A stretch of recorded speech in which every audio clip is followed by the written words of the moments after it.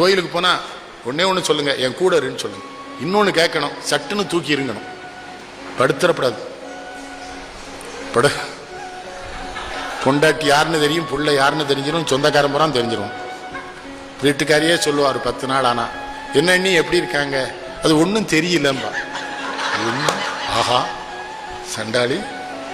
பையன் சொல்லுவான், லீவு வேற வேஸ்டா போகுது, 10 நாள் லீவ் எடுத்தாச்சு, பிள்ளைகள் வேற பள்ளிக்கூடத்துக்கு போல, அதுக்காக இவரை கொல்லணும்னா.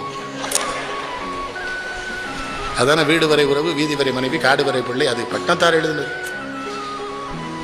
10 புகுந்து பிறந்து வளர்ந்து வட்டாடி சுற்றி முத்தும் பவழமும் ஒன்று ஆடி முடிந்த பின்னே செத்து கிடக்கும் பணத்தருகே இனி சாகும் பணங்கள் கத்துங்கணக்கென்ன கைலாபுரி காலத்திய பட்டணத்தார். சாமியாருக்கு எவ்வளவு சேட்டு, அவர்லாம் சாமியாரு.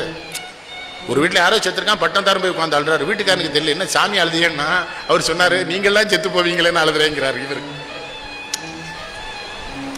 எழுதினார்ல, அதை இறந்தவனை சுமந்தவனும் இறந்துட்டான், அதை இருப்பவனும் எண்ணி பார்க்க எழுதினார்ல கண்ணதாசன். காவல் தெய்வம், அசோகன் நடிச்ச படம்.